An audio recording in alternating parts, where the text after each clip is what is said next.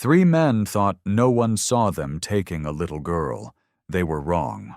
The sun was sinking behind the row of houses on 5th Street, turning the sky the color of a bruise, purple and orange and tired. Tank Morrison stood in the doorway of Iron Horse Repair, wiping the last of the engine grease from his knuckles with a rag that had seen better days. The rag was more black than white now. It had been that way for years. The neon sign above him buzzed and flickered. Iron Horse Repair, it said. Except the R in repair had been dead for 6 months, so really it said Iron Horse Repair, and Tank kept meaning to fix it, and kept not fixing it. Some things you just got used to being broken. He looked back into the shop one more time. 3 motorcycles sat in various states of undress, waiting for tomorrow. A red fat boy that needed a new carburetor. A beat-up Sportster that belonged to a kid named Miguel, who worked 2 jobs just to keep it running. And old Pete's Softdale, which didn't really need anything. But Pete came by twice a week anyway, just to talk, because his wife had passed, and the shop was warmer than his empty house. Before you continue listening, please let me know where in the world are you watching from today. Now back to the story. Tank understood that kind of empty. He lived in it. His apartment sat above the shop, up a metal staircase that clanged with every step. It wasn't much. A bed, a recliner with a busted spring, a television he rarely turned on. The walls were bare, except for one photograph, curling at the edges, tucked into the frame of a mirror he never quite looked into anymore. It was him and Danny, maybe 20 years back, standing next to their father's old truck, both of them grinning like they hadn't a care in the world. That was before the club. Before Tank chose the Brotherhood of Leather and Steel over Sunday dinners and birthday phone calls. Before Danny stopped answering, and stopped being there to not answer. Because 8 months ago his heart just quit on him in a hospital room Tank didn't know existed until it was already over. Tank never went to the funeral. Nobody told him about it in time. That was the price of the life he chose, he supposed. You ride hard, you ride loyal, and somewhere along the way the people who loved you first get left behind in the dust.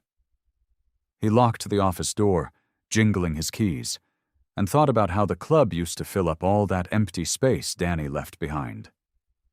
The brothers were family, that's what Jim always said. Big Jim Halloran, the man who'd patched Tank in 20 years back, who'd taught him everything from throttle control to how to drink whiskey without flinching. The club had given Tank a name, a place, a reason to get up some mornings. But lately, even that felt thin. The guys were still his brothers. He'd bleed for any one of them. Yet Tank had started noticing the quiet at night different than before. Noticing how the recliner never had a second person in it. Noticing how he cooked for one, always for one, and ate standing over the sink because sitting at an empty table felt like admitting something. He was 45 years old, and some nights he wondered what exactly he'd built. A shop with a busted sign, a leather vest with patches that meant something to fewer and fewer people, a brotherhood that loved him but couldn't fill the specific shape of the hole where a little brother used to be. Tank shook his head, like he could physically shake the thought loose, and stepped outside into the cooling evening air. The street was quiet, just the hum of traffic a block over, and the smell of somebody's dinner cooking. He reached up and pulled down the roll-down gate, the metal clattering and screeching in that familiar way, and clicked the padlock shut. He turned toward his Harley, parked at the curb, chrome catching the last orange light of the day. His boots scraped against the pavement as he walked, keys jingling in his hand, mind already drifting toward whatever frozen dinner waited upstairs. That's when he heard it. A cry. Small. Muffled, like a hand pressed hard over a mouth. It came from across the street, from the shadowed side of the corner store where the streetlight hadn't kicked on yet. Tank went rigid. Every muscle in his big frame locked tight, the keys stopping mid-jingle in his fist. His head turned slowly toward the sound, and every instinct in his body screamed that something was wrong. He didn't think. His feet were already moving before his brain caught up, boots hitting the pavement in long, hard strides. He crossed the street without looking for cars, without looking at anything except the shadowed corner where that cry had come from. The street light over the corner store flickered, weak and yellow, like it couldn't decide whether to work or not. But in the dim light spilling from the store window, Tank saw them. 3 men. Dark jackets, one of them tall and thin like a fence post, another built low and wide like a fire plug, and a third standing back near a dark sedan, its engine already running, headlights off. And between the 2 closest men was a little girl. Tank guessed she couldn't be more than 7 years old. She had on a pink jacket, one sneaker untied, and her small face was twisted up in pure terror. One of the men had a hand clamped over her mouth. The other gripped her arm so hard her sleeve was bunching up around his fingers. She was kicking, actually kicking, her little legs flailing against the men's shins, but they weren't even looking at her like a kid. They were looking at her like cargo. "Get her in the car," the thin one hissed. "Now, before somebody sees." Tank's blood went cold, then hot, all in the same breath. He'd seen plenty in his life. Bar fights that turned bloody. Brothers arrested, brothers worse than arrested. He'd stared down men twice as mean as these 3 looked. But something about a grown man's hand over a little girl's mouth did something to him that he didn't have words for. It wasn't anger, exactly. It was bigger than that. It filled up his chest until there wasn't room for anything else. He didn't shout. He didn't announce himself. He just moved, fast for a man his size, cutting across the last stretch of sidewalk toward his Harley parked at the curb. The wide one glanced up and caught sight of him. "Hurry up," he barked to the others, voice cracking with nerves. "Hurry up, hurry up." The girl's eyes found Tank across the distance, just for a second. Wide, wet, desperate eyes. She wasn't crying anymore. She'd gone past crying into something quieter and worse, the kind of stillness that comes when a kid realizes nobody's coming to help. Tank swung his leg over his bike in one smooth motion, boots finding the pegs like they'd done it 10,000 times. Because they had. His hand closed around the throttle, and the Harley roared to life beneath him, the engine's growl cutting through the quiet street like a gunshot. The thin man shoved the girl toward the open car door. "In! In! Get her in!" Tank gunned the engine and released the clutch. The bike leapt forward, tires screeching against the pavement, and Tank cut a hard, tight arc across the street, aiming straight for the mouth of the alley where the sedan was parked to make its escape.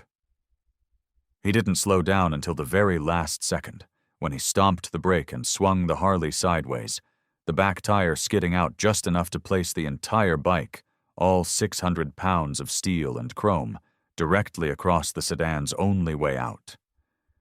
The car's headlights snapped on, blinding for a second, and the driver laid on the horn.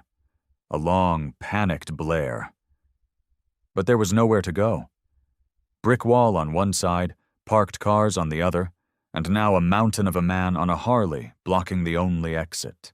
Tank swung his leg off the bike and let it fall onto its kickstand, not even bothering to check if it landed right. He stood up to his full height, 6'4" of leather and muscle and years of hard living, and he stepped toward the men, his shadow stretching long and huge across the pavement in the glow of the sedan's headlights. The wide one froze, hand still locked around the girl's arm. The thin one took a step back, bumping into the open car door. Nobody said anything for a second. There was just the rumble of Tank's idling engine, and the girl's ragged breathing, and the three men standing there realizing, all at once, exactly how much trouble they were in. The thin man recovered first. He straightened up, tugged at his jacket like that could make him look respectable, and put on a smile that didn't come anywhere close to his eyes. "Whoa, whoa, buddy. Easy now." He held up both hands, palms out. "This ain't what it looks like." "Looks like you're shoving a scared kid into a car," Tank said. His voice was low and flat, like gravel dragged across concrete. "So tell me how I got that wrong." "She's my niece." The thin man's smile stretched wider. Faker. "Her mom's sick, real sick, and we're taking her to family. Kid's just upset about leaving her friends, that's all. Kids cry over everything." Behind him, the girl made a small, choked sound. Her eyes were locked on Tank like he was the only solid thing in the whole world. "That's so." Tank didn't move. "What's her name?" The thin man blinked. Just for a second, but Tank caught it. "Ellie," he said too quickly. "Her name's Ellie." "What's her last name?" Silence. The wide man's grip on the girl's arm tightened, and she whimpered, a sound so small and broken that something in Tank's chest cracked wide open. "Look, man," the wide one cut in, voice sharp with nerves. "This ain't your business. Family stuff. Get back on your bike and ride off, and we'll all forget this happened." "Yeah," the thin one added, nodding fast. "No harm done. Just a misunderstanding." Tank looked at the girl. Really looked at her. Her sneaker was untied. There was a smear of dirt on her cheek, like she'd been crying into her own hands. And her eyes never left his face, like she was begging him without saying a single word. That settled it. "Here's what's gonna happen," Tank said. He reached into his jacket pocket, slow and deliberate, and pulled out his phone. "You're gonna show me some ID, proof this is your family, a birth certificate, a custody paper, something, anything." "We don't gotta show you nothing," the wide man snapped, but his voice cracked on the last word. "Then I guess we got a problem." Tank raised the phone and thumbed the camera open. "Because I'm about to call the police, and I figure they'll want a real good look at your faces." The flash went off. Once, twice, catching each of their faces square on, harsh white light freezing their features in the dark street. The thin man flinched like he'd been struck. Tank swung the phone toward the sedan next, snapping a photo of the license plate glowing under the busted street lamp. Then another of the driver still gripping the wheel with white knuckles. "Hey!" the driver's voice cracked through the open window. "Cut that out!" "Delete it!" the thin man barked, stepping forward. "Delete it right now." Tank didn't budge. He was a mountain of a man, and standing there with his arms crossed and his engine still rumbling behind him, he looked like he could put all three of them through the brick wall without breaking a sweat. "Make me," he said. Something shifted in the thin man's face. Whatever nerve he had left seemed to drain right out of him. He looked at the wide man, and the wide man looked at the driver, and some silent, panicked conversation passed between the three of them. "Forget it," the driver hissed from the car. "Forget it, we gotta go now." The wide man's grip loosened on the girl's arm. He shoved her, hard, away from the car and toward the sidewalk. She stumbled, caught herself, and let out a cry that finally broke free, high and scared and full of everything she'd been holding in. "Wait," Tank started, but the men were already moving, piling into the sedan in a scramble of elbows and cursing. The driver gunned the engine, and the car peeled backward out of the alley, tires screeching against the pavement, and shot off down the street, swerving around the corner and vanishing into the dark. Tank stood there for half a second, stunned by how fast it had all happened. Then he looked down. The little girl was standing alone on the sidewalk, shaking, tears streaming down her face, one sneaker still untied. She looked so small under the flickering streetlight, so completely alone in the world. Tank's hands were already moving, phone pressed to his ear, dialing 3 numbers he'd hoped he'd never have to dial for a reason like this. 911. What's your emergency? I need police, Tank said, his voice rough, eyes never leaving the girl's face. Somebody just tried to take a little girl. I got her. She's safe. But I need somebody here now. Hey, Tank said, ending the call and shoving the phone into his pocket. Hey, it's okay now. They're gone. The girl didn't answer. She just stood there, arms wrapped tight around herself, shaking so hard her teeth chattered, even though the night wasn't cold. Tank looked around, like maybe there was somebody else nearby who could handle this better than him. There wasn't. Just empty sidewalk, the dark storefronts, and the low hum of his Harley still idling by the curb. He was a man who'd spent 20 years learning how to look scary. Nobody had ever taught him how to look safe. He lowered himself down anyway, slow, his knees popping as he crouched to her height. Up close, she looked even smaller, maybe 7 years old. Brown hair messy around her face, a smear of dirt on one cheek, and eyes so wide and wet they looked like they might spill over any second. You're okay, he said again, because he didn't know what else to say. His voice came out rougher than he meant it to, gravelly and low, and he winced, worried it might scare her worse. Nobody's gonna hurt you? I promise you that. She flinched back half a step. Tank held up both hands, the same way the thin man had done to him a minute ago, except he meant it. See these? He wiggled his fingers. These hands fix motorcycles. That's all they're good for. Wrenches and bolts. I ain't gonna touch you unless you want me to. Her chin trembled. She didn't come any closer, but she didn't run either. You cold? He asked. A tiny nod. He shrugged out of his leather jacket, the one with the patches sewn on the back, the one that made grown men cross the street sometimes. He held it out to her slow, like you'd offer food to a stray dog. Here, it's warm. Smells like motor oil, but it's warm. She hesitated a long moment. Then, careful as anything, she reached out and took it. It swallowed her whole, hanging past her knees, but she pulled it tight around her shoulders like a blanket, and something in her small shoulders loosened just a little. There you go, Tank said, and for the first time that night, something that might have been a smile tugged at the corner of his mouth.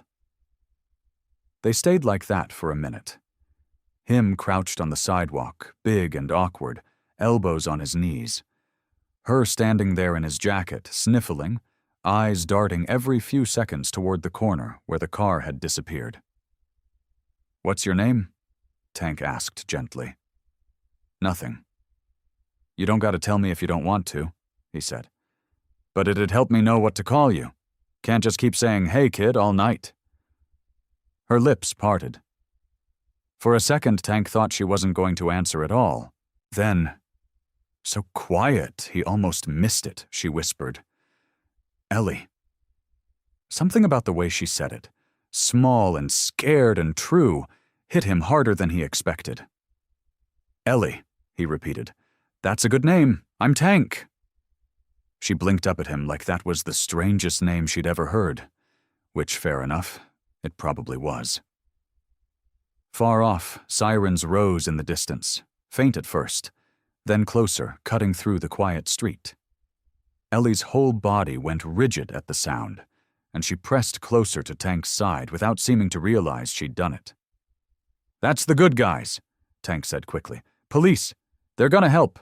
You're safe, Ellie, I got you. The sirens grew louder, and then a patrol car rounded the corner, lights washing red and blue across the brick buildings, across Tank's parked Harley, across Ellie's pale, tear-streaked face. The car pulled up to the curb and stopped, and an officer climbed out, hand resting near his belt out of habit, eyes sweeping the scene, the big biker, the small girl wrapped in a jacket 3 sizes too big. "Sir, I need you to step back," the officer said, cautious, before he seemed to take in the whole picture and softened just slightly. Tank straightened up slowly, hands still visible, and the officer moved past him toward Ellie, crouching down the way Tank had. "Hey there, sweetheart," the officer said. "You okay? Can I take a look at your wrist?" Ellie held out her arm without a word.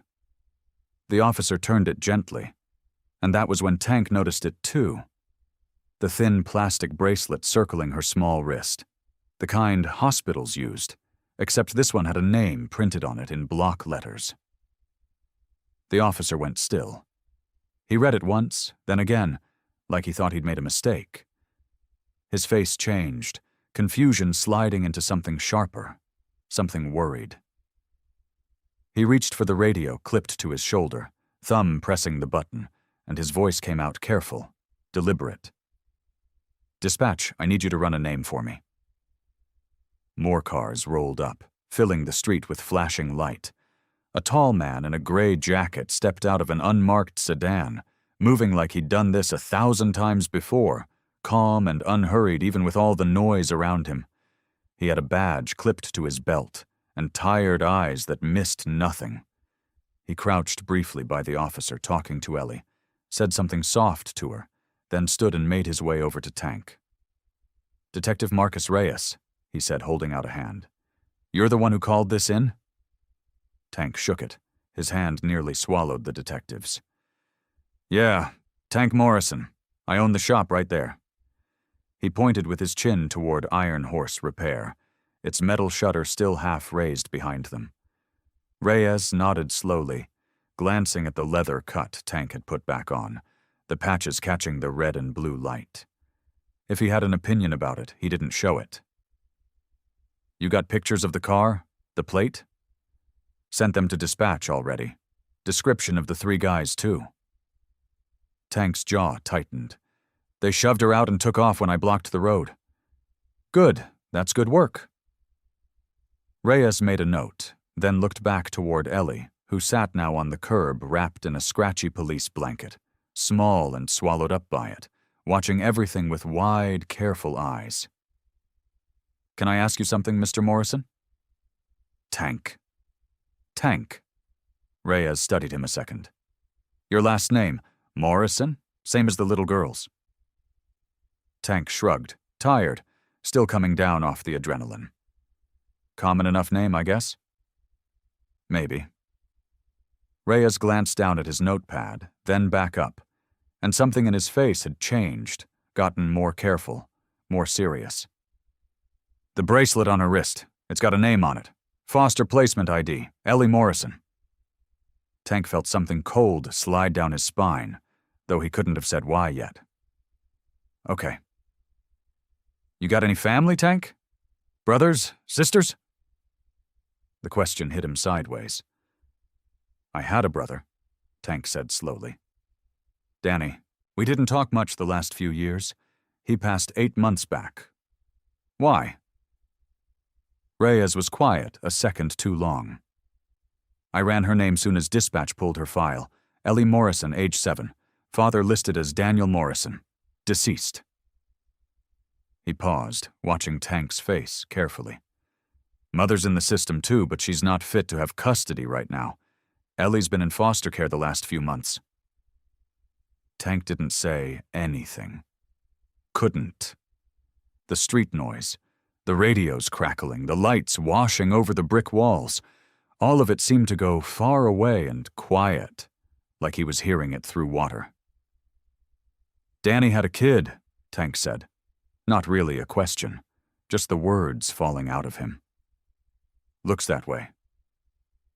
Reyes's voice was gentle now, the careful tone of a man who'd delivered hard news before and learned how to soften the blow without lying about it. Far as we can tell, you're her uncle. Tank looked over at Ellie again. Really looked this time. The messy brown hair. The stubborn set of her jaw, even now, even scared half to death. Danny's jaw. He'd know it anywhere. He'd grown up staring at that same jaw across a kitchen table for 18 years. I didn't know, Tank said. His voice came out rough, cracked in the middle. I didn't know he had a kid. Nobody told me. I believe you, Reyes said. This is a lot to take in, I know. But I need you to understand something else too. He flipped a page in his notepad. Those 3 men tonight, they weren't just grabbing any kid off the street. They had paperwork on them. We found it in the car before it took off. Must have fallen out when they were struggling with her. Custody transfer forms. Signed, stamped, looked official enough at first glance. Forged? Tank asked. Looks that way? Somebody was trying to pull her out of her foster placement using fake documents, which means this wasn't random. Reyes's eyes were steady on him now. Somebody wanted that little girl specifically, and we don't know why yet. Tank stared past him, down the street, at Ellie sitting small and silent under that rough blanket, staring back at the flashing lights like she was waiting for the world to make sense again. His niece. He had a niece. A little girl with Danny's jaw and Danny's eyes, sitting on a curb at 9 o'clock at night, because somebody had tried to steal her away using lies on paper. The plastic chair was too small for a man built like Tank. It creaked every time he shifted his weight, so he'd stopped shifting, sitting still as stone, one arm curled careful around the little girl asleep against his side. Ellie had fought sleep for almost an hour after they'd brought her in. She'd sat stiff on the edge of a bench in the waiting area, eyes darting to every door that opened, every voice that got too loud. It wasn't until Tank had settled down beside her, not saying much, just being a big, quiet wall between her and the rest of the room, that her shoulders had finally dropped. Somewhere around the second hour, her head had tipped sideways onto his arm, and she'd gone under fast and hard, the way kids do when their bodies just give out. Now she twitched every few minutes, little jerks and murmurs, her small hand fisted tight in the sleeve of his jacket like she was scared he'd disappear if she let go. Tank looked down at that fist more than once. He didn't move his arm. Reyes sat across from him in a chair that matched Tank's, a folder open on his knee, voice pitched low so it wouldn't wake her. Here's where we're at, Reyes said. The paperwork those 3 men had, it's good work. Real good. Whoever forged it either had access to actual court templates or knew somebody who did. Notary stamp's fake, but it's a close copy of one used by an actual judge's office downtown. So somebody with connections, Tank said. That's my read. Reyes flipped a page. We picked up 2 of the 3 men about an hour ago. Traffic camera caught their plate a few miles out. Patrol unit ran them down. 3rd one's still in the wind, but we'll get him. These aren't professionals, Tank. They're guys who take a payday and don't ask enough questions. Small time. Scared out of their minds when we brought them in, actually. One of them lawyered up before he said a word. But the other one, he's talking. Not enough yet. But he's talking. Tank felt the muscle in his jaw tighten. Talking about what? Who hired them? He says he doesn't know a name. Says he got a call, got half the money up front, was told where to be and when. Reyes closed the folder. That's usually how it works when somebody smart is running the show. They don't let the hired help know who's really pulling strings. Keeps everybody insulated. So we got nothing. We got a start, Reyes said, and there was something steady and patient in his voice that made Tank believe him, at least a little. Forged documents leave trails. Money leaves trails. It's going to take time, but whoever's behind this made mistakes tonight. Mistakes get people caught. Tank looked down at Ellie again. Her breathing had evened out, but her fist was still curled tight in his sleeve, knuckles pale. "Somebody wanted her specific," Tank said quietly. "Why?" "That's the question," Reyes admitted. "Foster kids get moved around the system plenty, sadly, but this wasn't a mix-up. This was planned, which means somebody either knew about her connection to you or knew something else about her situation that made her valuable somehow." He shook his head. "I don't have an answer yet, but I intend to get one." Before Tank could respond, the door at the end of the hallway opened, and a woman walked in carrying a laptop bag and a clipboard, her coat still on, like she'd come straight from somewhere else. She was maybe in her 40s, dark hair pulled back neat, and she scanned the room, quick and efficient the way people do when they've done this job 1,000 times and learned not to waste a second of it. Her eyes landed on Tank first. He watched her take him in, the leather cut, the patches, the ink crawling up his forearms, the sheer size of him folded into that too-small chair. Something in her face went carefully blank, the practiced neutrality of someone deciding not to react out loud. Though her spine had gone a little straighter, her grip on the clipboard a little tighter. "Mr. Morrison?" she said. "I'm Grace Whitfield. I'm with Child Protective Services. I need to talk with you about Ellie's placement." She started toward him, and that was when she saw it. Ellie's small hand, fisted deep in the sleeve of that leather jacket, holding on even in her sleep like she'd found the one safe thing in the whole building. Grace's eyes stayed on that fist a moment longer than they needed to, and something in her face shifted, just barely, softening at the edges before she caught herself and pulled her professional mask back into place.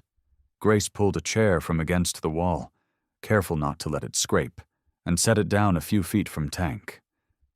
She sat, balanced the clipboard on her knee, and studied him for a moment before she spoke. "I'm going to be straight with you, Mr. Morrison," she said.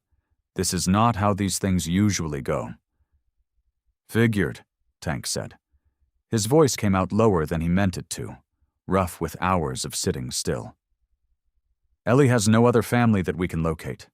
Her mother's parental rights were suspended 2 years ago, and there's no indication that's going to change. Her father, your brother, passed 8 months ago. Until tonight, this office had no record of you at all." Grace flipped a page on her clipboard, though Tank got the sense she wasn't really reading it, just needed somewhere to put her eyes. Normally, a case like this, a child would go into emergency foster placement while we sort things out. Standard procedure. But she was almost taken tonight by men with forged custody paperwork. That tells me somebody's already exploiting the system meant to protect her. Standard procedure isn't safe right now. Grace looked at Ellie's small fist, still curled into Tank's sleeve. "And she's clearly attached to you already. In a way I don't often see this fast." Tank didn't say anything. He didn't trust his voice not to crack, and he wasn't a man who let his voice crack in front of strangers. "The judge on call reviewed the police report an hour ago," Grace continued. "Given the emergency nature of this, and your blood relation to her, the court is willing to grant you temporary emergency custody. Tonight, pending a full investigation and a formal hearing in the coming weeks." Tank's chest did something strange, a kind of lurch he didn't have a name for. "Tonight," he repeated. "Tonight," Grace said. "But I need you to understand what that means. This isn't permanent. This isn't a guarantee. You'll be under supervision, home visits, check-ins, and I'll be the one conducting them. The court is going to look hard at your background, your living situation, your ability to provide stability. Your club affiliation will come up. I won't pretend it won't." Tank's jaw tightened, but he made himself nod. "Understood." "I mean it when I say this is a trial," Grace said, and her voice softened just slightly, the professional edge easing back for a second.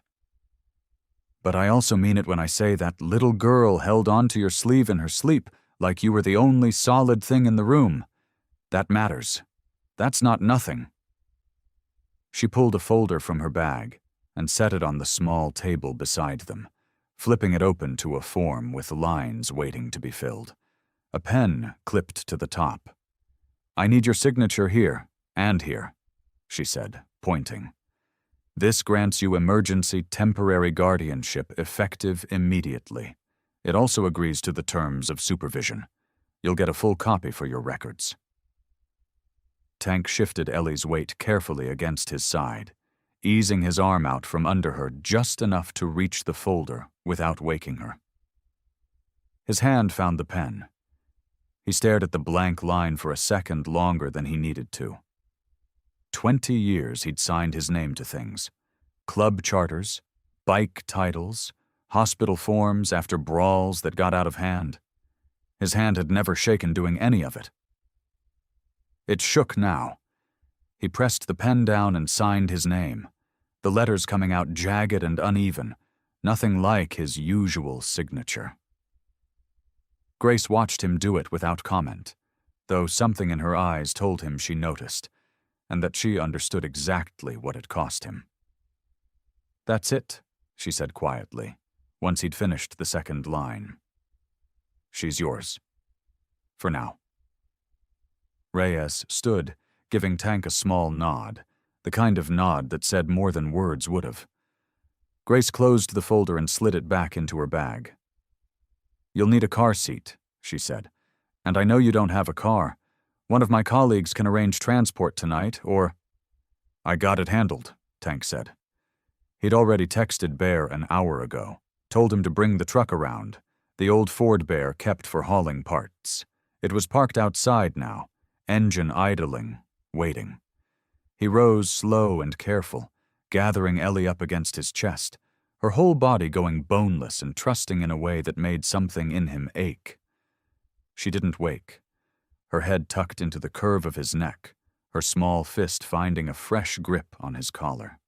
Tank carried her out through the double doors, into the cool night air, past Grace and Reyes, past the fluorescent lights and the vending machines and the plastic chairs that had never fit him right. Bear's truck sat at the curb, engine rumbling low. Tank settled Ellie into the back seat, buckling her in with hands too big and too careful, and stood there a moment, looking down at her sleeping face. Tank woke to crying. For a second, he didn't know where he was. His body knew the shape of his own bed, the way the mattress dipped in the middle, the particular creak of the frame. But the crying didn't belong to any dream he'd ever had. It was small and scared and real, coming from the other side of the wall. Ellie. He was up before his mind caught up to his legs, moving through the dark hallway of his house in nothing but sweatpants, his bare feet slapping against the wood floor. The door to the spare room hung half open, the way he'd left it last night, after he and Bear had hauled in the borrowed bed frame and the mismatched dresser that used to belong to Bear's daughter. Years back when she was still small enough to need one. He pushed the door open slow. Ellie sat bolt upright in the bed, tangled in a blanket 2 sizes too big for her small face streaked with tears in the gray light coming through the window. Her eyes were wide and wild, darting around the unfamiliar room, the unfamiliar walls, the unfamiliar everything. "Hey," Tank said, keeping his voice low, the way he might talk to a spooked animal. Hey, it's okay." She flinched at the sound of him, scooting back against the headboard, her small hands fisting in the blanket. "Where am I?" she said, her voice cracking down the middle. "Where's my room? Where's Miss Carla? I want Miss Carla!" Tank's chest tightened. Miss Carla, her foster mother, he figured. Someone familiar, someone safe, someone who wasn't him. "You're at my house," Tank said, staying by the door, not stepping closer. He remembered enough about scared things to know you didn't crowd them. "Remember, I'm your uncle, Uncle Tank. There were some bad men last night, and the police brought you here so you'd be safe." Her eyes searched his face like she was trying to match it up with some memory, some proof that what he was saying was true. Her lip trembled. "I don't remember," she whispered. "I don't remember you." "That's okay," Tank said. "You don't have to remember. I remember enough for both of us." That wasn't exactly true. He'd only known she existed since last night. But it felt like the kind of thing a person said to a scared kid, and it seemed to land soft enough, because her shoulders came down an inch. "I'm hungry," she said finally, in a small voice, like admitting it was somehow dangerous. Tank felt a wave of relief, so strong it nearly knocked him sideways. Hungry he could fix. Hungry was a problem with an answer. "I can do that," he said. "Come on, kitchen's this way." She didn't take his hand, but she climbed down off the bed and followed a few steps behind him, still wrapped in the too big blanket like a cape, trailing it across the floor. The kitchen was small and cluttered with tools he never got around to putting away, but Tank cleared a space at the table and got her sitting down before he turned to the stove. He found a box of pancake mix in the back of the cabinet, left over from some 4th of July cookout years ago, and figured that was as good a place to start as any. It did not go well. The first pancake stuck to the pan and tore apart when he tried to flip it. The second one he flipped too hard, and it hit the cabinet before sliding down onto the counter. By the third one, smoke was curling up from the edges, and Tank stood there cursing under his breath, waving a dish towel at the smoke detector before it could scream. "They're burnt," Ellie said from the table, not unkindly, just stating a fact. "They're crispy," Tank said. "Crispy's a choice." He scraped the least damaged one onto a plate and set it in front of her, along with the bottle of syrup, and stood back to survey the damage with the grim look of a man who had lost a fight. Ellie poked at the pancake with her fork, unimpressed. Tank grabbed the syrup bottle back off the table. "Hang on," he said, and before he could think better of it, he squeezed out 2 dots and a curved line right on top of the pancake. A face, crooked eyes, a lopsided grin, syrup dripping down one side like a drunk clown. Ellie stared at it. Then, slow, like she wasn't sure she was allowed to, the corner of her mouth twitched up. It wasn't much, just a small, cautious smile, but it was real, and it was hers, and Tank felt it land somewhere deep in his chest, warm and unexpected, like sunlight breaking through a window he hadn't known was there. Tank had exactly one plan for the day, and that plan was Iron Horse Repair. He didn't have a sitter. He didn't have a crib, a playpen, or a single friend who knew the first thing about watching a 7-year-old. What he had was a garage full of motorcycle parts and a business that didn't stop needing him just because his whole life had flipped upside down overnight. "You're gonna have to come to work with me," he told Ellie, as he buckled her into the borrowed booster seat Bear had dropped off that morning, still smelling like it came out of somebody's dusty garage. "I know it ain't exactly Disneyland." Ellie didn't answer. She just held her backpack of crayons tight against her chest and stared out the truck window the whole ride over, quiet in that careful way she had, like she was still deciding if the world was safe enough to talk to. Iron Horse Repair sat on the corner of 5th and Miller, a squat brick building with a faded sign and a garage door that rattled when it went up. Tank had owned it for almost 15 years. It was the one thing in his life that had never let him down, engines being a lot more predictable than people. He set Ellie up at the back corner of his workbench, clearing away a scatter of bolts and an old oil filter to make room for her crayons and a stack of scrap paper. It wasn't much of a kid's space. It smelled like gasoline and metal, and the radio in the corner crackled out classic rock at a low hum. But Ellie settled into the stool like she was trying to make herself small enough to disappear, and started coloring without a word. Tank hovered near her for a solid 5 minutes, before he made himself walk away and get to work. He kept glancing over his shoulder every 30 seconds, sure she was going to wander off, or start crying, or need something he didn't know how to give her. He was a man who could rebuild a transmission blindfolded, and here he was, sweating over a kid coloring quietly 6 feet away. By mid-morning, the guys started rolling in. Bear was first, ducking his big, shaggy head through the garage door with a grin that dropped clean off his face when he spotted Ellie at the workbench. "Well, would you look at that?" he said, low and soft, like he was afraid of spooking her. Ellie glanced up, wary, but didn't bolt. "That's a mighty fine horse," Bear said, nodding at her drawing, a lopsided 4-legged creature in purple crayon. "Best one I seen all week." Ellie's mouth twitched, almost a smile, and she went back to coloring. Word spread fast in the kind of way it does among men who spend all day working with their hands and talking about nothing much. By noon, half the regulars had found some excuse to swing by, leaning over Ellie's shoulder to admire her drawings like she was showing off fine art. Rooster brought her a grape soda from the vending machine down the street. Diesel, a man built like a refrigerator with knuckles the size of walnuts, spent 20 minutes helping her pick out the right shade of green for a dinosaur's back. By the time Grace Whitfield's car pulled up outside for the scheduled check-in, Tank had grease up to his elbows, and Ellie had a drawing taped to the wall above the workbench that Bear had insisted on framing with a strip of blue painter's tape, calling it gallery quality. Grace stepped through the open garage door and stopped short.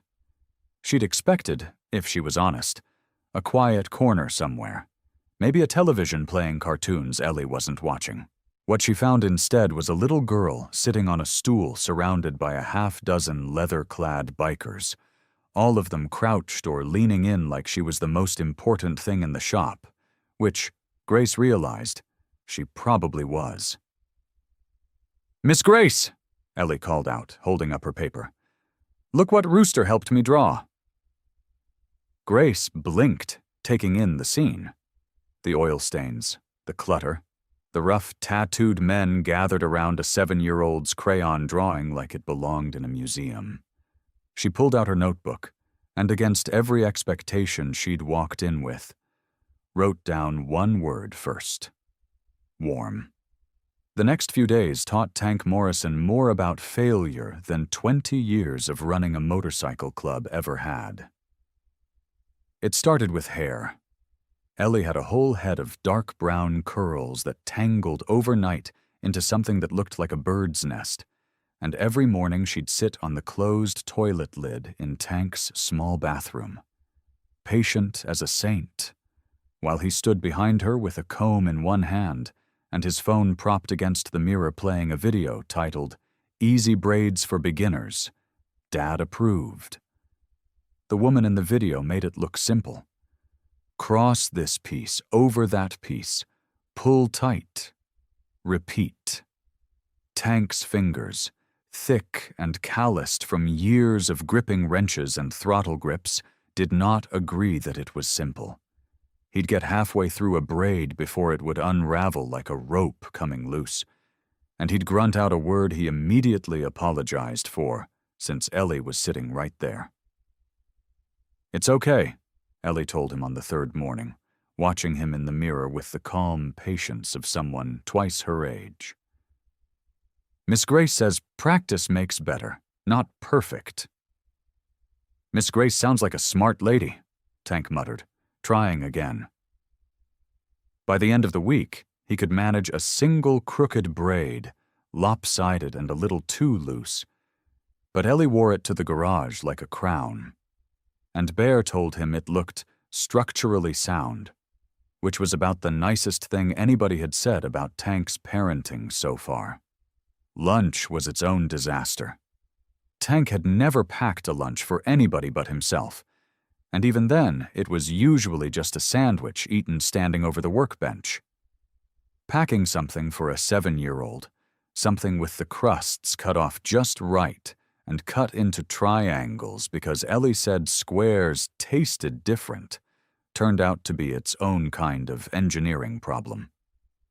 He burned his fingers twice, trying to get grilled cheese onto bread without setting off the smoke detector, and the first attempt at a hard-boiled egg ended with shell fragments scattered across the kitchen counter and a smell that lingered for 2 days.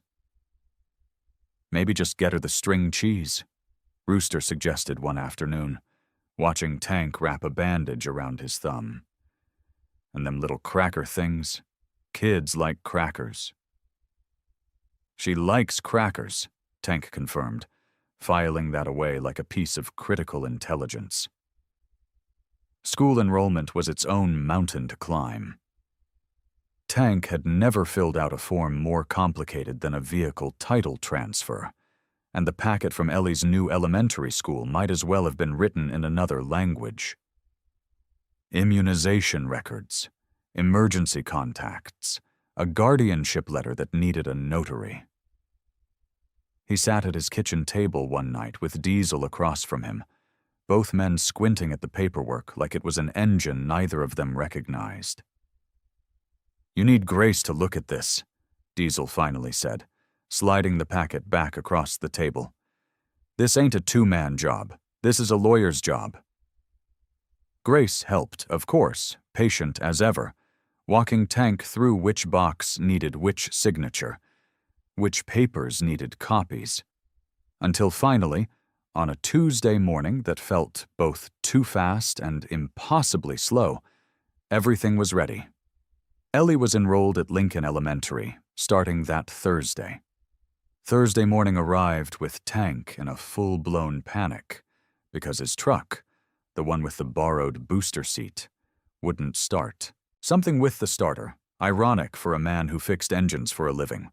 But the truck sat dead in the garage lot no matter what he tried, and there was no time to troubleshoot it properly with the first bell ringing in less than an hour. So Tank did the only thing he could. He spent the morning wrestling a car seat setup Bear had scrounged up from somewhere, bolting a second-hand child seat onto the back of his Harley with straps and bungee cord, and a prayer, then rode across town with Ellie's backpack looped over his shoulder, and Ellie herself buckled in tight behind him, her small arms wrapped around his waist. By the time he pulled up outside Lincoln Elementary, the other parents were already gathered near the front entrance in their minivans and sedans, watching the dismissal bell count down. Heads turned as the deep growl of Tank's motorcycle rolled up the drive, and more than a few mothers grabbed their children's hands a little tighter at the sight of the huge, leather-clad man climbing off the bike. But then the school doors opened, and Ellie came running out, her backpack bouncing, her lopsided braid flying loose behind her, straight toward Tank with her arms wide open, completely unbothered by every single staring eye around her. The hallway outside Ellie's classroom smelled like pencil shavings and floor wax, and Tank felt about as out of place as a bull in a china shop. He'd changed his shirt 3 times that morning before giving up and putting on the same thing he always wore: jeans, boots, and his leather cut with the patches that told the world exactly who he was. Grace had offered to lend him one of her late husband's old blazers, just in case, but Tank had shook his head.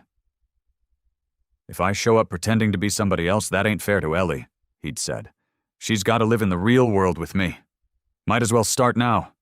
So here he was, sitting on a plastic chair meant for somebody half his size, waiting outside Mrs. Patterson's 3rd-grade classroom for his turn, while the other parents lined the hallway in their khakis and cardigans, throwing him looks like he might steal the school's silverware. A mother in a yellow sweater leaned toward the woman next to her, whispering behind her hand, though not quietly enough. "Is that the biker who's got custody of that poor girl? I heard he's in some kind of gang." "I heard worse," the other woman whispered back. "I heard he's been arrested."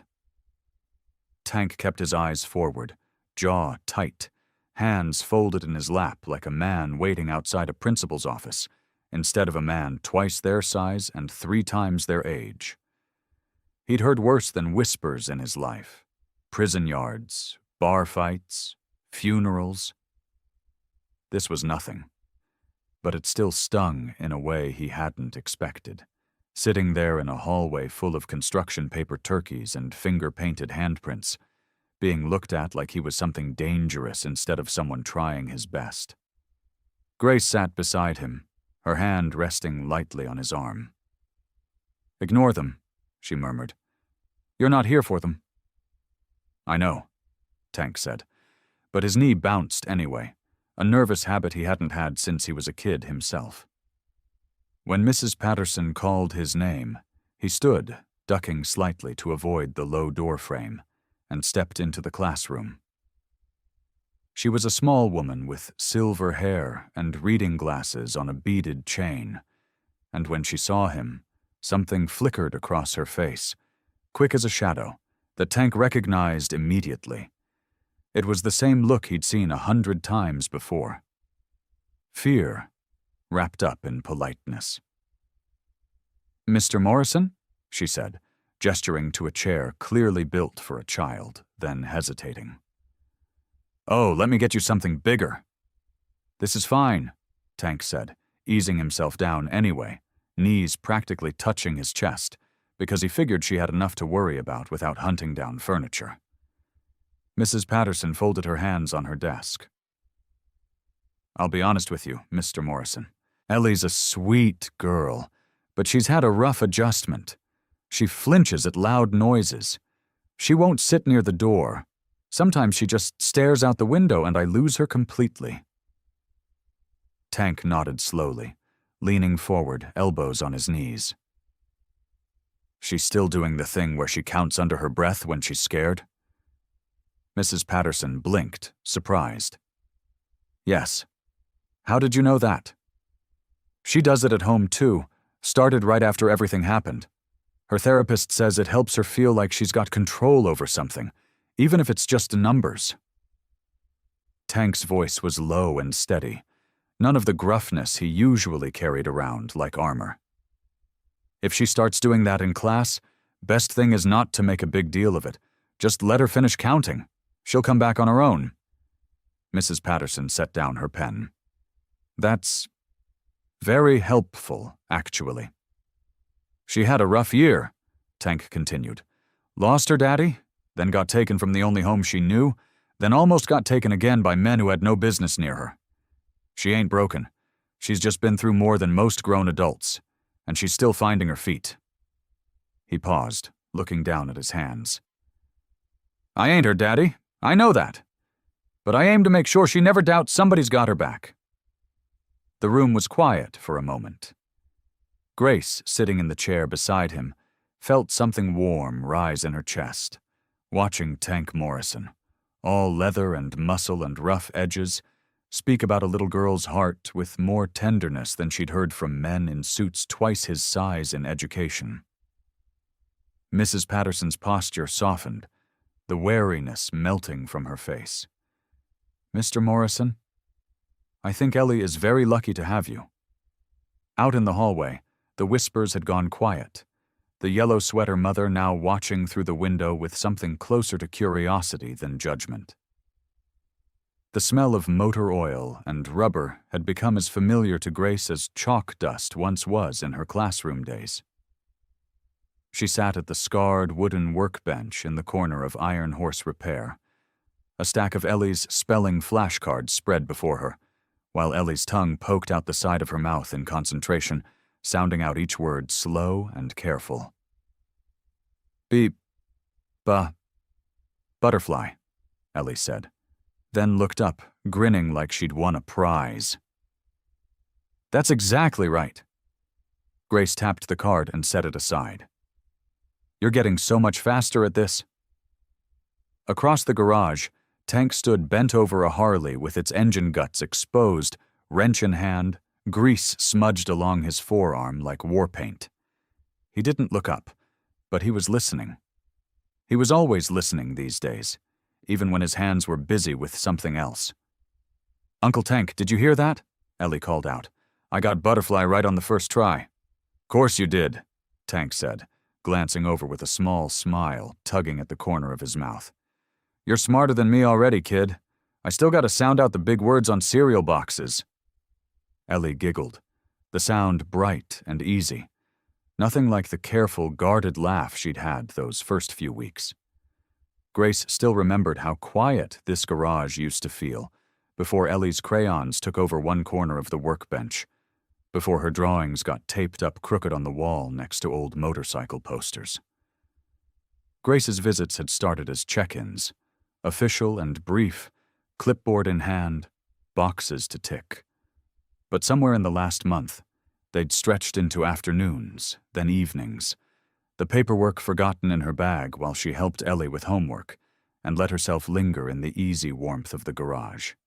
You know, Grace said, watching Tank work, my husband used to tinker with old radios. Never motorcycles, but there was something about the way he'd get lost in taking something apart and putting it back together.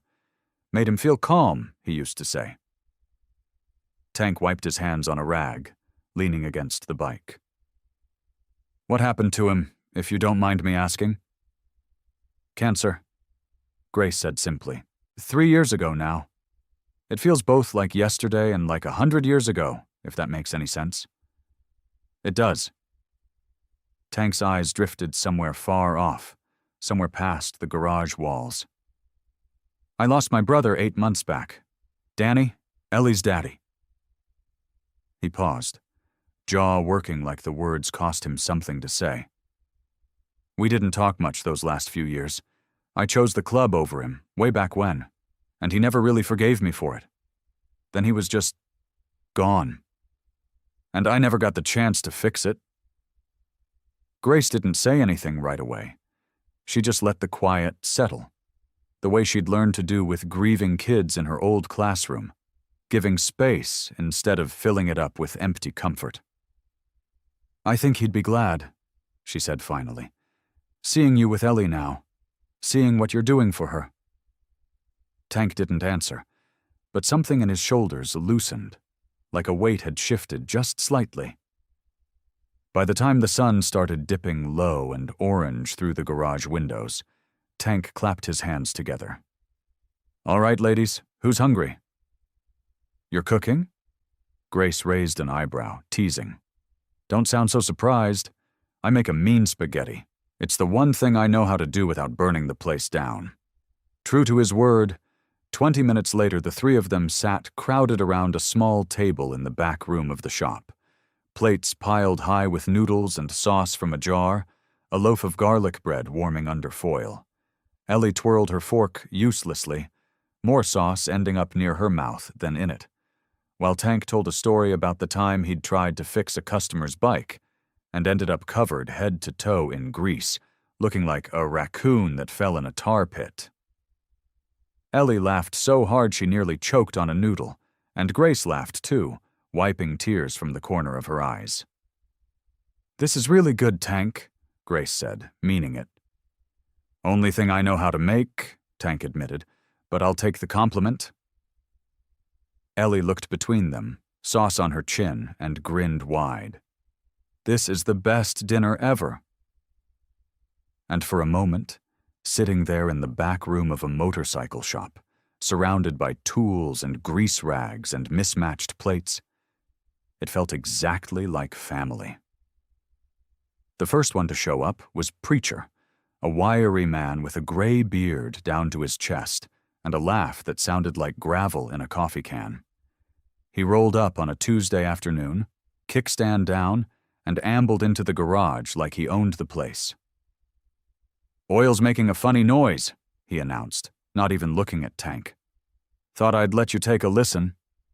Tank raised an eyebrow. Preacher, you changed your oil last week. I was there. Well, maybe it needs changing again. Preacher's eyes had already drifted past Tank, over to the corner where Ellie sat, cross-legged on the floor, coloring a picture of a dog with 3 legs and wings. That the little one? That's Ellie. Preacher crouched down slow, like his knees didn't love him anymore, and held out a hand the size of a dinner plate. Name's Preacher. I ride with your uncle. Ellie studied him for a second, the way she studied most new people these days, careful and quiet. Then she held up her drawing. It's a flying dog. His name is Biscuit. Biscuit, Preacher repeated, nodding like this was the most important information he'd heard all year. That's a fine name for a flying dog. By the end of the week, it wasn't just Preacher. Big Sal came by to check the tire pressure on a bike that didn't need checking. Wendy, one of the only women in the charter, showed up with a bag of butterscotch candies, just in case there were kids around. Even Rooster, who Tank would have sworn didn't have a soft bone in his whole tattooed body, found an excuse to linger by the workbench, watching Ellie sound out her spelling words with something like wonder on his face. Tank noticed it happening, and didn't say much, but it warmed something in his chest he didn't have a name for. His brothers, men who'd seen the worst of each other and stuck around anyway, were falling for a 7-year-old girl one flimsy excuse at a time. It was Wendy who gave him the idea, actually. She was sitting on an overturned crate, watching Ellie draw when she said, "You know, my niece's school does a bike safety thing every spring. Some cop comes in, talks about helmets. Everybody yawns through it." She shrugged. Bet the kids would rather hear it from somebody who actually rides. Tank turned that over in his head for a few days. Then he brought it up over dinner, garlic bread and all. "What if the club did something for your school, Ellie? A safety day. Teach the kids about helmets, hand signals, all that." Ellie's eyes went wide. "With the motorcycles? Can they bring the motorcycles?" "I don't see why not." Grace, sitting across the table, looked at him like he'd grown a second head. "Tank, you want to bring a dozen Hells Angels to an elementary school?" "They're good guys," Tank said simply. "Once people see that, maybe they'll stop looking at the patch and start looking at the man wearing it." The school principal took some convincing. Grace helped smooth that over, vouching for Tank in a way that surprised even her. And so, 3 weeks later, the parking lot of Lincoln Elementary filled up with a line of gleaming motorcycles, chrome catching the morning sun, engines idling low and steady like a heartbeat. The kids came pouring out at recess, eyes huge, and for a second the parents on lunch duty looked nervous, arms crossed, watching a dozen leather-clad bikers the way you'd watch a pack of wolves wander onto the playground. Then Preacher knelt down next to a boy who couldn't have been older than 6, and showed him how to buckle a helmet strap, gentle as anything, patient as a grandfather. Wendy let a group of girls sit on her bike and honk the horn, squealing with delight each time. Rooster demonstrated hand signals with the seriousness of a man teaching sacred ritual, and the kids ate it up, mimicking his every move. Ellie stood at the center of it all, practically glowing, introducing Tank's whole crew like they belonged to her personally. "That's Uncle Preacher, and that's Aunt Wendy, and that's Rooster, he's funny." By the time the safety day ended, parents were shaking hands with men they'd crossed the street to avoid a month earlier. One mother even asked Big Sal if he could look at her car, since apparently word had gotten around that Tank's crew wasn't just good with kids. They were good people, too. The scream cut through the dark like a knife. Tank was out of his bed and down the hall before he was even fully awake, his bare feet slapping against the wood floor, his heart hammered against his ribs. He shoved open Ellie's door and found her sitting straight up in bed, tangled in her blankets, her small face soaked with tears and twisted with a fear that made his chest ache. "Hey, hey, hey!" He crossed the room in 3 big steps and dropped to his knees beside her bed, careful not to loom too close, careful the way Grace had taught him. "I'm here, sweetheart. I'm right here." "They came back," Ellie sobbed, her voice breaking apart. "The men. They were in the car again, and they were taking me. And you weren't there, Uncle Tank. You weren't there to stop them." Something in Tank's chest cracked wide open. He'd been called plenty of things in his life, some of them ugly, some of them true. But nothing had ever hit him like those two words falling out of a scared little girl's mouth in the middle of the night. Uncle Tank. She'd never said it before. Not once, not in all the weeks she'd been living under his roof, sleeping in the room he'd painted yellow because she said yellow was a happy color. She'd called him Tank. She'd called him the Garage Man once, back in the beginning, when she still flinched at loud noises and wouldn't meet his eyes. But never Uncle. He didn't let himself think too hard about it right then. There'd be time for that later. Right now, there was a little girl shaking like a leaf in a storm, and she needed him. "I'm here now," he said, his voice rough and low. "And I ain't going anywhere, you hear me? Nobody's taking you anywhere. Not while I'm breathing." He gathered her up, blankets and all, and settled into the rocking chair Grace had helped him drag in from a yard sale 2 weeks back. Ellie curled against his chest, small and trembling, her fists knotted into his t-shirt like she was afraid he might disappear if she let go. Tank rocked. Slow, steady, the chair creaking beneath his weight. And then, because he didn't know what else to do, because words had never been his strong suit, he started to sing. It was an old song, one his mother used to hum while she did the dishes, back before everything fell apart, back before Danny, back before the club, and the choices and the years of silence. He didn't remember all the words. He was pretty sure he had the tune wrong in at least 3 places. His voice was gravel and rust, nothing like his mother's soft alto. But he sang anyway, low and off-key, right into the top of Ellie's head. "Hush now, don't you cry, the stars are out tonight. Mama's here and so am I, gonna hold you till it's light." He wasn't even sure those were the real words anymore. Maybe he was making half of it up. It didn't matter. Ellie's breathing slowed. Her grip on his shirt loosened, just a little. He kept singing anyway, kept rocking, long after her small body went heavy and soft with sleep, long after the tears dried on her cheeks.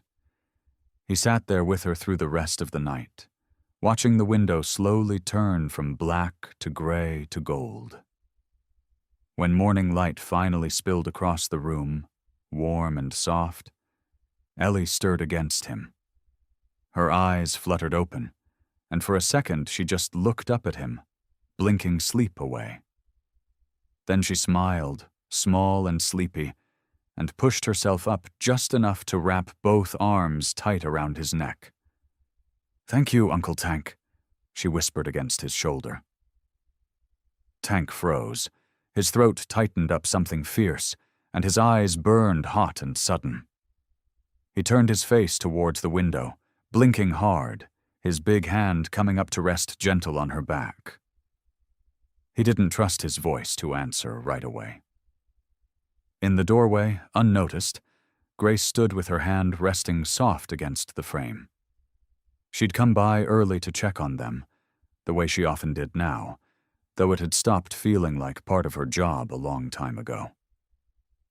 She watched the big biker turn his face to hide his tears, watched the little girl cling to him like he was the safest place in the whole world. Grace smiled, soft and knowing, and said nothing at all. Grace didn't leave right away. She waited until Ellie had drifted back into a real sleep, the kind where her small hand went loose, and her breathing turned even and deep. Then she helped Tank ease the girl back into her own bed, tucking the yellow quilt up around her shoulders. Ellie sighed once and rolled onto her side, one hand curling under her cheek, and neither of them said a word until they were back down in the kitchen.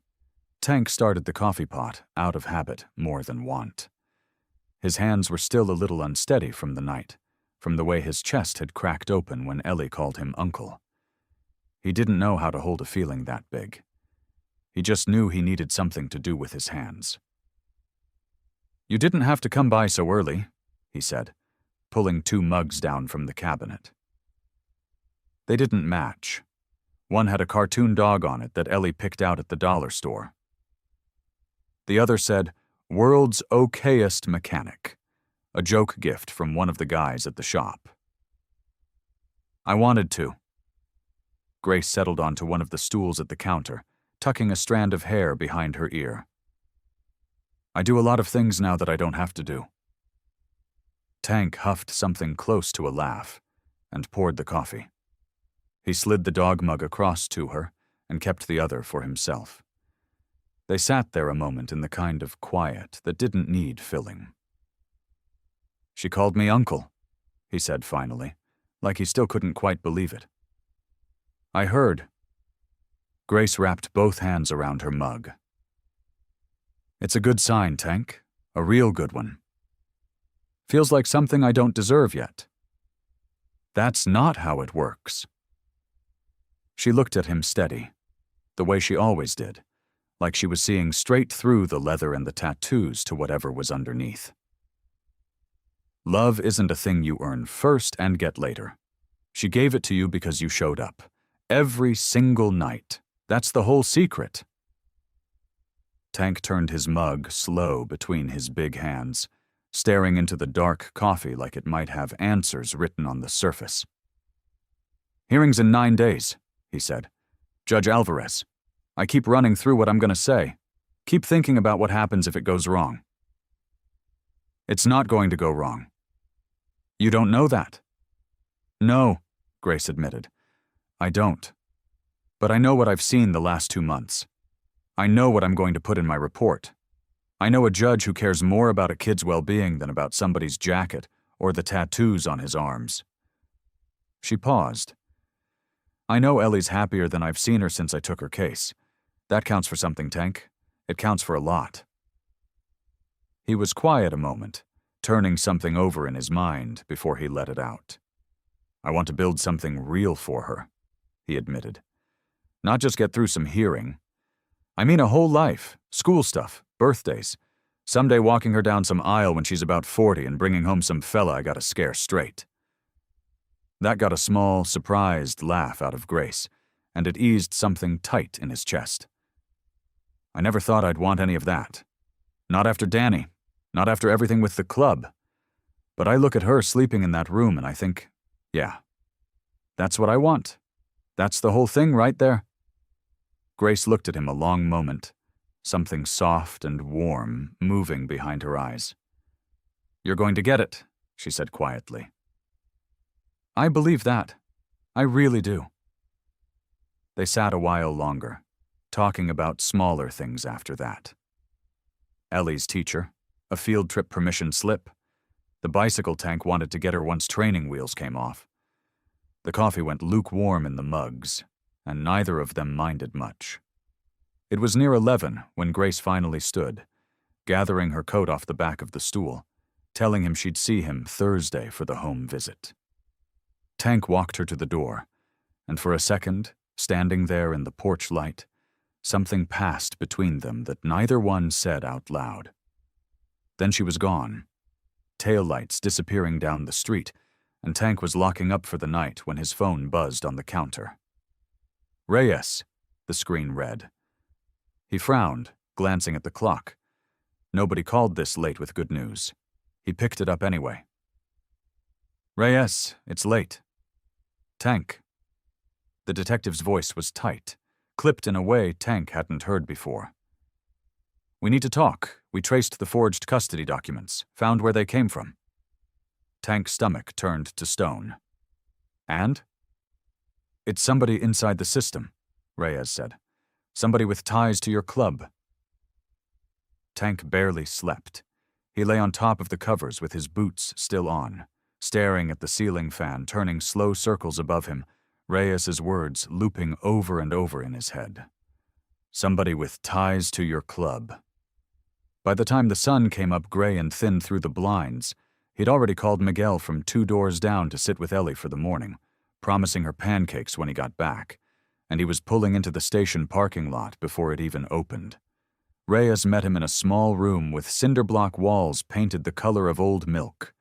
No windows, just a metal table and 2 chairs, and a folder sitting closed between them like it was something dangerous. "Sit down, Tank." Tank sat, but every muscle in his body stayed tight, like he was bracing for a hit he couldn't see coming. Reyes opened the folder, slid out a stack of papers, some copied, some printed straight off a computer. Signatures, court seals, guardian forms with names Tank didn't recognize. "We traced the notary stamp on Ellie's forged custody transfer," Reyes said. "Took some digging. Whoever did this covered their tracks pretty well. But money leaves a trail, always does." He tapped one of the pages. "There's a shell company, registered under a name that doesn't exist, but the account it feeds into, that one's real." He turned the paper around so Tank could read it. Tank's eyes moved over the account information, the deposits, the names of 3 other children whose files were stapled behind Ellie's. His stomach dropped somewhere around his boots. "Jim," he said. It wasn't a question. Reyes nodded slow, watching Tank's face carefully. "Jim Halloran's been operating as an unofficial guardianship broker for at least 3 years. Foster kids, vulnerable ones without family fighting for them. He finds loopholes in the system, forges paperwork, sells guardianship to whoever's paying. Ellie's case was supposed to be easy money, nobody watching, no father, no family." Reyes's jaw tightened. Except there was family. You. Tank sat there, quiet, feeling something inside him crack straight down the middle. 20 years he'd known Jim. 20 years of calling him president, of trusting him with things he never told another living soul. Jim had pinned Tank's colors on him the night he patched in. Jim had sat with him the week Danny stopped answering his calls, telling him brotherhood was worth the cost. Tank had believed him. "You sure?" Tank said, voice low and rough. "You're 100% sure it's him?" "I'm sure enough to bring him in for questioning," Reyes said. "I wanted you to hear it from me before it hits anywhere else, before it hits your club." He paused. "I know what he was to you." Tank didn't say anything. He just stared at the papers until the print blurred, gripping the edge of the table hard enough that his knuckles went pale. He drove to the clubhouse that evening with his hands shaking on the wheel the whole way there. The clubhouse sat off the highway behind a chain-link fence, an old converted warehouse with neon beer signs in the windows, and a row of Harleys lined up out front like soldiers at attention. Tank parked crooked, didn't care, and walked in through the side door where Jim was sitting at the bar with a beer and a cigar, laughing at something one of the younger guys said. Jim looked up when Tank walked in, and his face split into that same easy grin Tank had seen 1,000 times before. "There he is. Tank Morrison. Come sit down, brother. Tell me how that little girl's—" "Don't," Tank said. His voice came out low and hard, cutting the room quiet.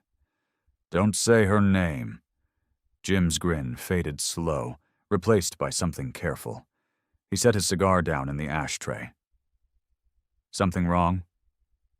"I know what you did." Tank stepped closer, chest heaving. "Guardianship broker, forged papers, selling kids like Ellie to the highest bidder. 3 years, Jim. 3 years you've been doing this." The room went dead silent. A few of the younger patches shifted in their seats, eyes darting between the 2 men. Jim's expression didn't crack. If anything, it hardened, something cold moving in behind his eyes. He stood up slow, unbothered, and looked at Tank like he was looking at a disappointing son. "You gonna do something stupid, Tank?" he said quietly. "You gonna run to the cops? 20 years I patched you in. 20 years of brotherhood. You know the code. What happens in here stays in here. You testify against me. You're not just burning me down. You're burning every man in this room." He gestured slow around the clubhouse. "You'll never wear this patch again. You'll never sit at this bar again. You understand what I'm telling you? You do this, you're nobody's brother. Not anymore. Not to anybody." Tank drove home with Jim's words rattling around in his skull like a wrench in a dryer. "You're nobody's brother. Not anymore. The porch light was on when he pulled into the driveway, a small yellow glow against the dark. And through the front window, he could see Ellie's shadow moving around the kitchen table, probably drawing something with the crayons he'd bought her last week. He sat in the truck for a long minute before he could make himself go inside. The house smelled like macaroni and cheese. Miguel had made dinner before he left, bless him, and there was a plate covered in foil sitting on the counter with Tank's name written on a sticky note in Ellie's careful, wobbly handwriting. For Uncle Tank. He should have felt something soft looking at that. Instead, his chest just felt tight, like somebody had wrapped a chain around it and pulled. Ellie came running out of the kitchen when she heard the door, her socks sliding on the wood floor, a drawing clutched in her hand. "Uncle Tank, look, I drew Bear." Bear was the motorcycle mascot Tank kept on a shelf in the shop, a little plastic bear wearing sunglasses that one of the guys had given him years ago as a joke. "Not now, Ellie." The words came out sharper than he meant them, harder, like a door slamming. She stopped in her tracks. Her smile fell off her face so fast it was like watching a light switch off. "Uncle Tank?" Her voice went small. "Are you mad at me?" "No." He rubbed a hand over his face, tried to soften his voice, but it still came out rough, still came out wrong. "I'm not mad. I just need a minute, okay? Just give me a minute." But it was too late. Her chin was already trembling, her eyes filling up fast the way they did when she was trying so hard not to cry and losing that fight. She looked down at the drawing in her hands, like it was suddenly something shameful. And without another word, she turned and ran down the hall, her bedroom door clicking shut behind her. Not slammed, just closed, soft and final, which somehow felt worse. Tank stood there in the living room, alone, listening to the quiet click of that door, and he felt like the worst man alive. He didn't go after her right away. He sat down on the couch instead, put his head in his hands, and stayed like that until the foil-covered plate on the counter went cold. He was still sitting there an hour later when he heard Grace's car pull into the driveway, the crunch of gravel, then her knock on the door, light and familiar. He opened it, and she took one look at his face, and her smile faded. "Tank? What happened?" He didn't answer right away. He stepped back to let her in, and she came through the door slow, glancing down the hallway toward Ellie's closed door, then back at him. "Where's Ellie?" "In her room." His voice cracked on it. "I snapped at her. Wasn't even about anything. She just wanted to show me a picture and I—" He stopped, shook his head. "I gotta go apologize. In a minute." Grace put a hand on his arm, gentle but firm, the kind of touch that said, "Talk to me first." Something happened. "Tell me." So he told her. He told her about Reyes, about the folder, about Jim's name written on top of a scheme that had chewed up kids like Ellie and spit them out for money. He told her about walking into the clubhouse, about Jim's face going cold, about the warning wrapped up in 20 years of brotherhood, like it was something sacred. "You testify against me. You're not just burning me down. You're burning every man in this room." Grace listened without interrupting, her eyes never leaving his face, and when he finally stopped talking, the house felt very quiet. "Tank," she said softly. "I understand what that club meant to you, I do, but you have to hear what I'm saying." She stepped closer, made him look at her. "Ellie almost got taken from you forever. A man you called brother did that to her. Not a stranger, him." Her voice stayed gentle, but there was steel underneath it now. "Whatever loyalty you think you owe him, it doesn't outweigh her safety. It can't. It never will." Tank looked down the hallway toward Ellie's door, toward the small strip of light still glowing underneath it. "I know," he said. His voice was barely a whisper. I know that. I just don't know if I can do it. The next morning, Tank opened the garage like he always did, rolling up the big metal door to let the cool morning air chase out the smell of oil and rubber. Iron Horse Repair had always been his safe place, the one spot in the world where his hands knew exactly what to do, even when his heart didn't. But when he flipped on the shop lights, something felt different. Off. Like walking into a room where everyone had just stopped talking about you. By 9 o'clock, he understood why. Frankie Delgado, a big bear of a man who'd ridden with Tank for 15 years, came in to pick up his bike, the one Tank had been tuning up all week. Frankie didn't say good morning, didn't say much of anything. He tossed the cash on the counter, grabbed his keys, and walked out without meeting Tank's eyes. Frankie, Tank called after him. Come on, man, don't be like that. Frankie paused at the door, his jaw tight. Heard you're talking to the cops. Heard you're gonna testify against Jim. He shook his head slow, like he couldn't believe it even saying it out loud. 20 years, Tank. Man patched you in himself. He tried to sell my niece, Frankie. That's between you and him. Frankie's voice was flat, final. Not your business to drag the whole club through it. He walked out, and the sound of his bike starting up outside was louder than it needed to be. An engine gunned in anger. By noon, 2 more members had come and gone the same way.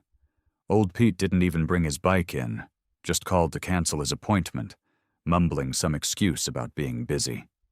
Tank knew better. Busy didn't sound like that.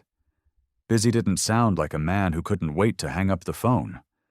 Around 2, Tank found the note. It was sitting on his workbench, tucked under a wrench like somebody had wanted to make sure he'd find it, but didn't want to be seen leaving it. The handwriting was blocky, angry, pressed hard enough into the paper that it had almost torn through. Keep your mouth shut or you'll regret it. Some things don't get forgiven. No signature. Didn't need one.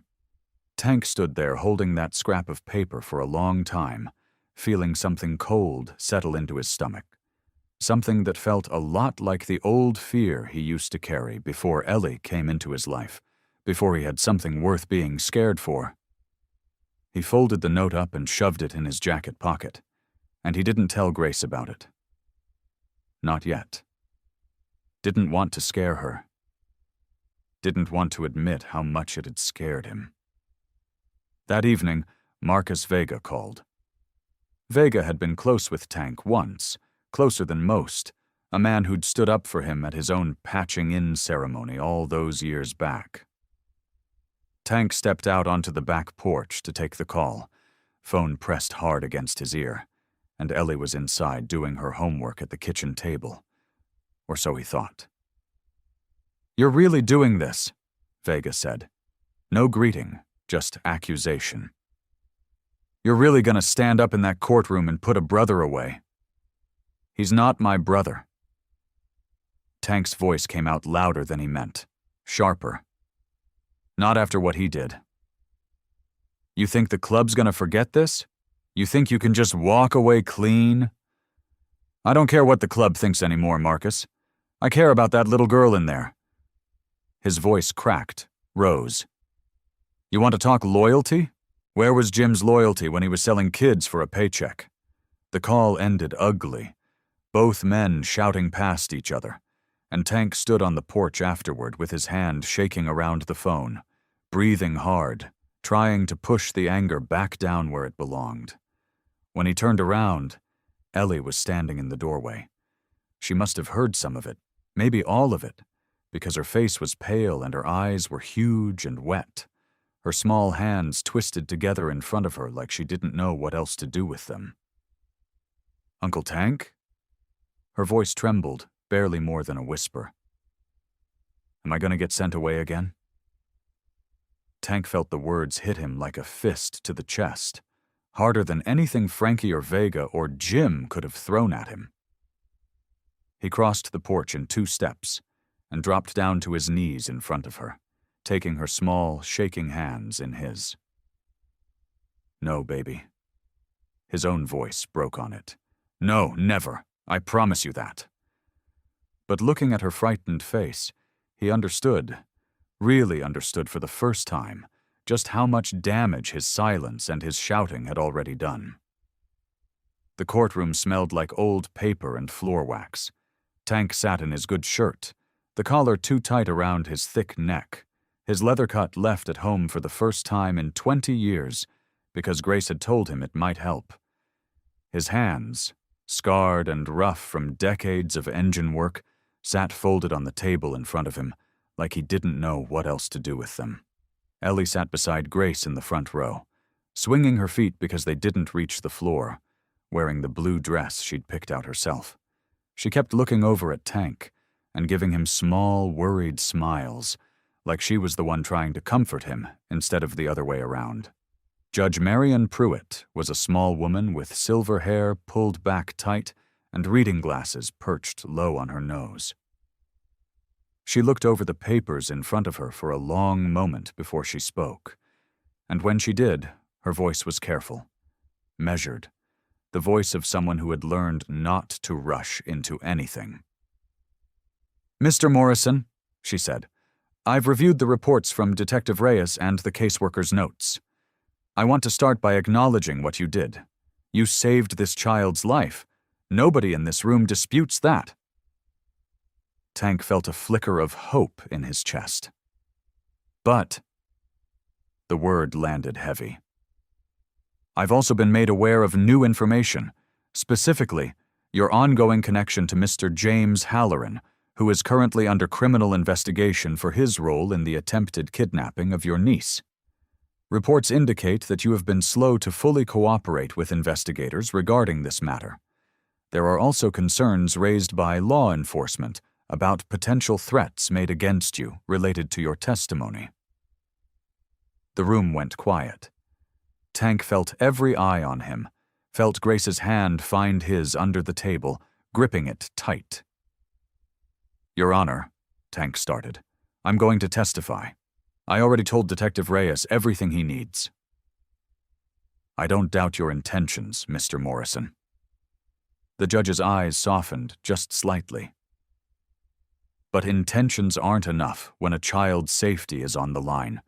Until this investigation reaches its conclusion, and until I have full confidence that there is no lingering danger connected to your associations, I cannot in good conscience grant permanent guardianship." She paused. "The current temporary arrangement will remain in place. We will revisit this matter once the criminal case has progressed further. This hearing is postponed." The gavel came down soft, but it might as well have been thunder. Tank sat frozen for a second, his ears ringing, the word postponed bouncing around his skull like a ball with nowhere to land. Grace squeezed his hand, said something he couldn't quite hear. Behind him, he heard Ellie's small voice asking Grace what was happening, why nobody was smiling. He didn't remember standing up. Didn't remember walking out of that courtroom, down the marble hallway, past the reporters who'd started sniffing around the case, out into the gray afternoon light. He just remembered the cold air hitting his face, and the feeling that the ground had shifted somehow, tilted him sideways. Grace caught up to him on the courthouse steps, Ellie's hand in hers. "Tank, I did everything right." His voice came out rough, cracked at the edges. "I did everything they asked." "I know." Grace's voice was gentle, but her eyes were wet too. "It's not over. It's just delayed." "Delayed." He said the word like it tasted bad. "She's supposed to feel safe. I promised her she was safe." Ellie tugged on his sleeve, looking up at him with those big eyes that had seen too much for a 7-year-old. "Uncle Tank, are you sad?" He knelt down, the way he always did, so he could look her right in the eye. "A little, baby. Grown-up stuff. Nothing for you to worry about." But that night, sitting at the kitchen table long after Ellie had gone to bed, Tank couldn't shake the cold feeling in his gut. Around midnight, a sound cut through the quiet house, sharp and terrible. Ellie was screaming. Tank was up the stairs before he even registered moving, bursting into her room to find her thrashing in the tangled sheets, her small face twisted in terror, sweat soaking her hair to her forehead. "No, no, please, don't let him take me! Don't let Jim take me!" Tank froze in the doorway, his blood turning to ice. She'd seen Jim. Once, months ago, at the clubhouse, before any of this had started. A friendly old man who'd ruffled her hair and called her sweetheart. She remembered his face. Tank finally got Ellie back to sleep around 1 a.m, sitting on the edge of her bed and rubbing slow circles on her back until her breathing evened out. He stayed a while longer after that, just watching her, making sure the nightmare wouldn't come back for a second round. Then he went downstairs to the garage, because his mind was too loud for sleep, and the garage was the only place that ever quieted it down. He sat at his workbench, the single overhead light buzzing above him, throwing everything else into shadow. Tools hung on the pegboard in neat rows, the way they always had, but tonight they didn't look like anything, just metal shapes on a wall. He reached into the drawer where he kept the important things, the things that weren't tools. His fingers found the photograph without looking, worn soft at the edges from years of handling. Danny. 16 years old in the picture, grinning like an idiot, one arm slung around Tank's shoulders. Tank had been 20 then, already patched into the club, already starting to drift. He remembered the day the photo was taken. Some 4th of July cookout, before everything went sideways, before the club became the only family Tank let himself have. He ran his thumb over his brother's face. "I keep messing it up," he said to the photograph, his voice low and rough in the empty garage. "Kept picking wrong. Picked the club over you. Now look at me. Picked silence over Ellie. Same mistake. Same damn mistake, 20 years later." The photograph didn't answer, of course. It never did. But Tank kept talking anyway, because the words needed somewhere to go. "She's up there having nightmares about a man who used to ruffle her hair. And I'm down here trying to figure out how to keep everybody happy. The club, the judge, myself." He shook his head. "There's no version of this where everybody's happy, Danny. I know that now. I think I always knew it." He thought about Jim, about the way the man's voice had sounded on the phone, warm and reasonable, reminding Tank of 20 years of brotherhood, 20 years of loyalty, like that loyalty was a debt Tank owed and hadn't paid yet. He thought about the other club members who'd stopped answering his calls, who looked the other way when he came into a room now, like he was already something to be ashamed of. He thought about Grace's face in the courtroom, how she'd tried so hard to keep her expression steady for his sake, and how her eyes had betrayed her anyway. He thought about losing all of it. Ellie, sent back into a system that had already failed her once. Grace, who deserved someone whole, not someone still tangled up in his old life. The brotherhood, the only family he'd known for 2 decades, already slipping through his fingers no matter what he chose. The weight of it sat on his chest like an engine block. His phone buzzed on the workbench, cutting through the silence. Grace's name lit up the screen. He almost didn't answer. Part of him didn't want her to hear how low he'd sunk, but he picked it up anyway, because some things you don't let go to voicemail. "Hey," he said, his voice thick. "I couldn't sleep either," Grace said. No hesitation in her voice, even at this hour. Steady, like always. "I keep thinking about you, sitting there blaming yourself for something that isn't your fault, Grace, let me finish. She took a breath. Ellie doesn't see a man who's confused about what to do. She sees her Uncle Tank, the man who blocked a car with his motorcycle because some little girl needed help, the man who learned to braid hair because she asked him to, the man she calls out for when she has nightmares, because she knows he'll come running. That's who she believes you are, Tank. That's who you already are. You just have to finish becoming it. Tank closed his eyes, Danny's photograph still in his other hand. She said his name tonight, he said quietly. In her sleep. Jim's name. Grace was quiet for a moment. Then you know what you have to do. He did. He'd known it for hours, maybe longer, and he'd just been too scared to say it out loud. I'm gonna call Reyes, Tank said. I know you are, Grace answered, and he could hear something like relief in her voice, soft and warm. Call me after. I'll be up. The line went dead. Tank set the photograph down gently on the workbench, propped against the toolbox where he'd see it every day, and picked up the phone again.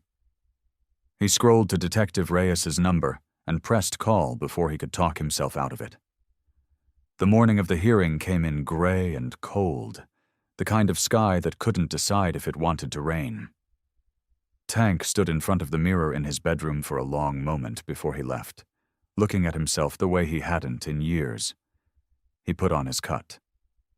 Some part of him had wondered if he should leave it home. Wear a plain jacket, something that wouldn't remind the judge, the prosecutor, anybody, of exactly what he was walking in with. But he decided against it. He was done hiding pieces of himself to make other people comfortable. The leather had been part of him for 20 years. It didn't get to disappear just because Jim had poisoned what it used to mean. He drove to the courthouse alone, his old Harley loud in the quiet morning streets, and parked it right out front where everyone could see. The reporters found him before he even reached the steps. Cameras clicked. Voices called out questions. Half of them shouted over each other so badly he couldn't make out the words. He didn't stop, didn't slow down, just kept his eyes forward and his shoulders square. The way he used to walk into a room full of strangers back when the cut still meant something simple. Near the courthouse doors, a cluster of his old clubmates stood off to the side. Men he'd ridden with for 2 decades. Men who'd eaten at his table, who'd stood beside him at Danny's funeral, who'd once called him brother. Now they looked anywhere but at him.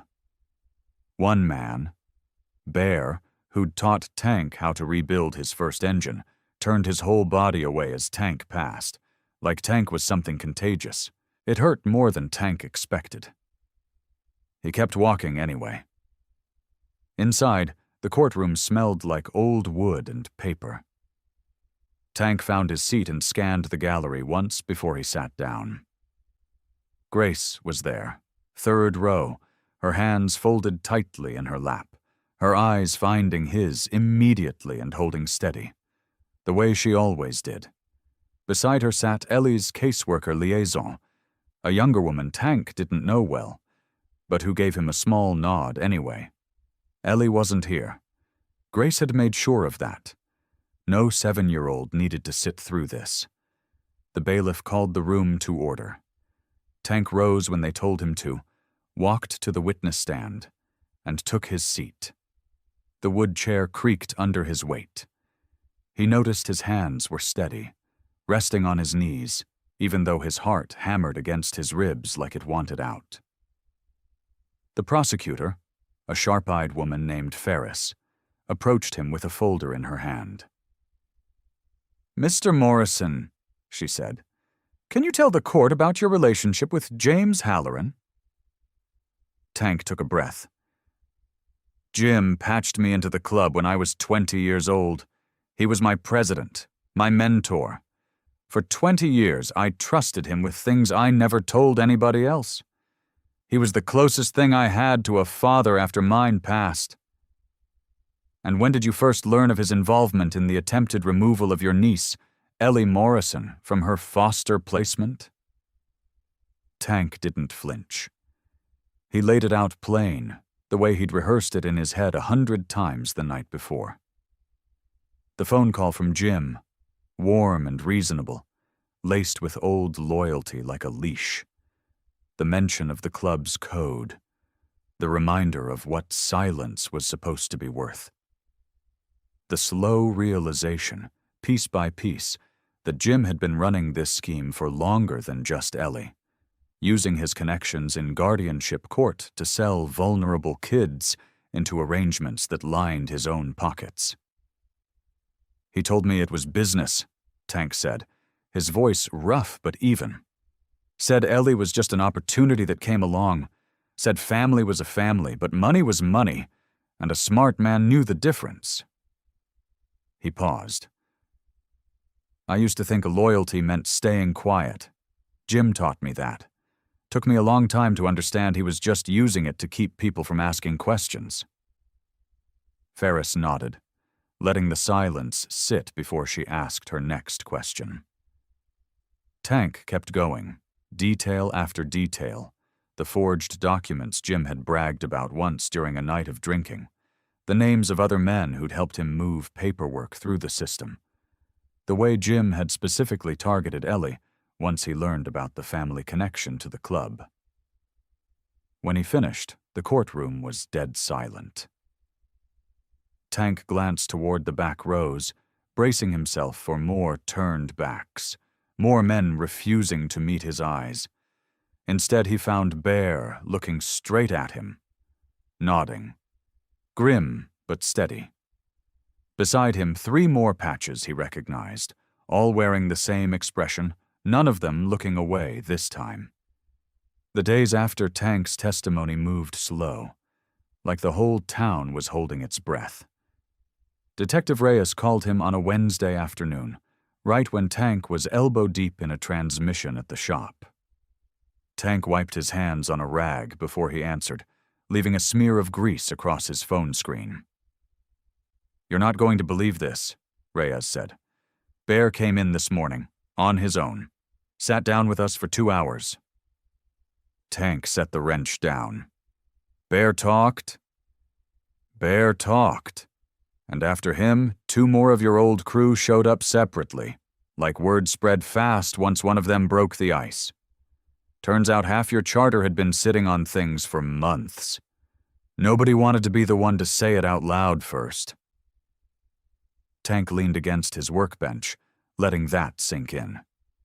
Bear had known something. Maybe not everything, but something. And he'd carried it quiet, same as Tank had once carried his own doubts, afraid of what speaking up might cost him. Over the next few days, the case against Jim Halloran grew fast. Like a dam breaking after the first crack finally gave way.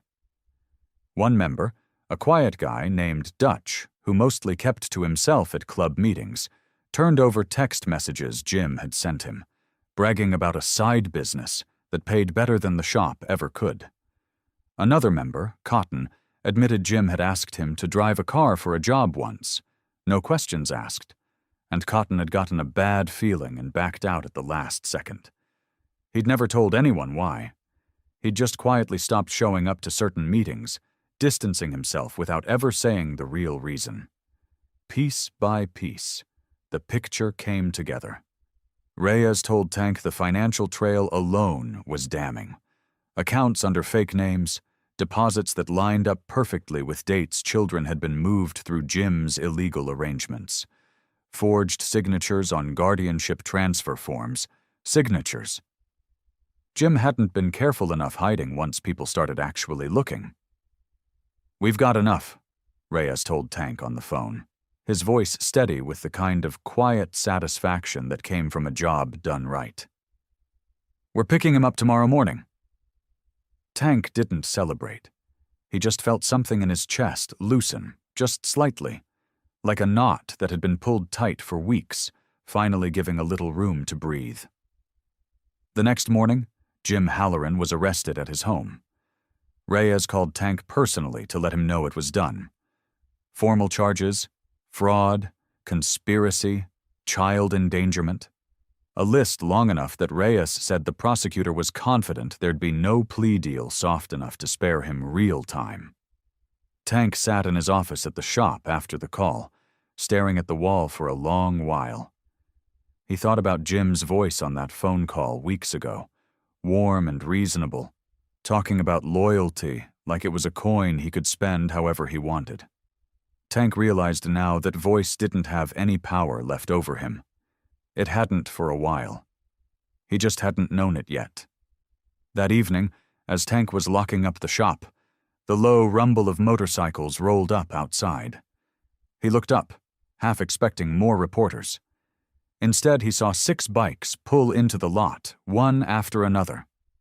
Bear was in front, Dutch and Cotton right behind him, along with 3 more men Tank hadn't spoken to since the night word had spread that he was cooperating with the police.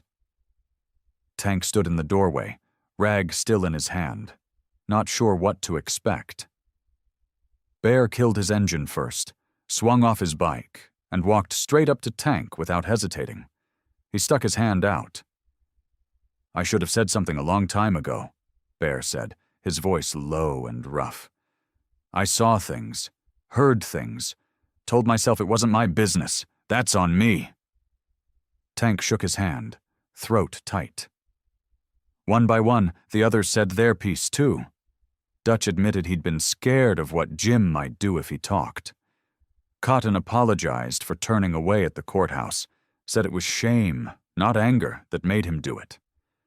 The last 2 men just nodded, quiet but present, which said enough on its own. "We should have stood with you from the start," Bear said, "instead of making you stand alone."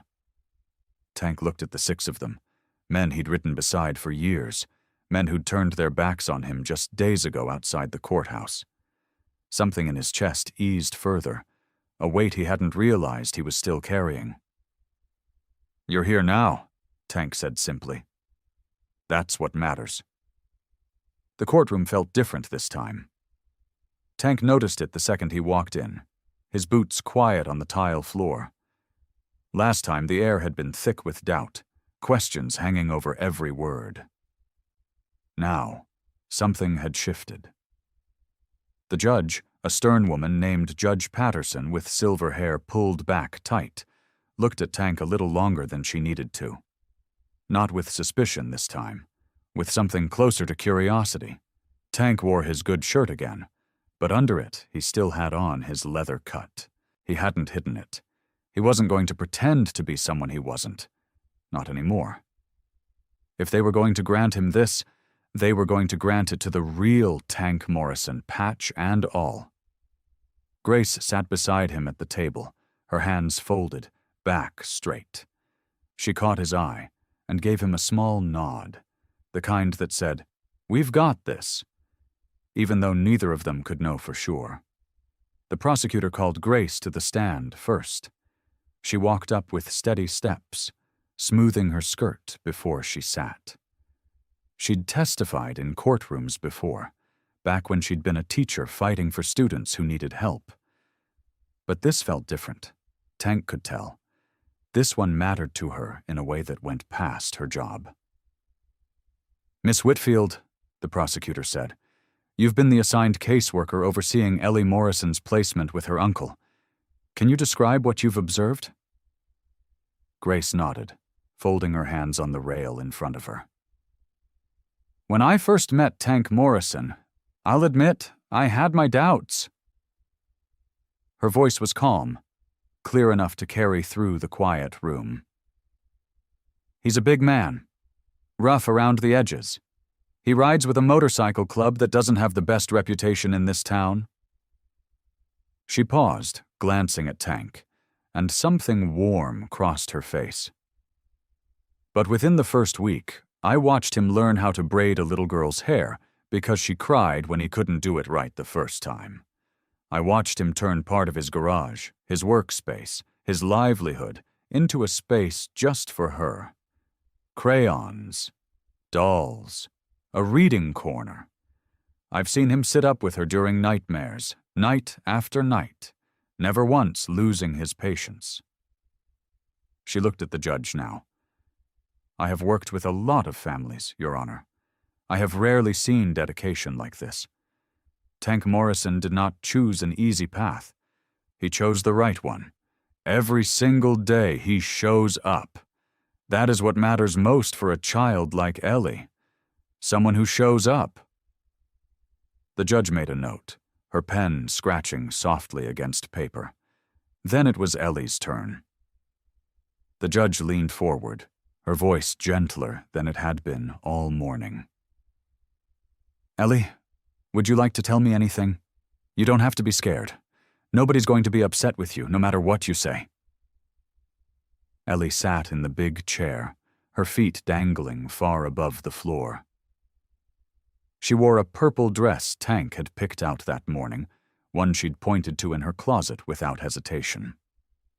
Her hands were folded in her lap, and for a moment she just looked at Tank, like she was checking he was still there.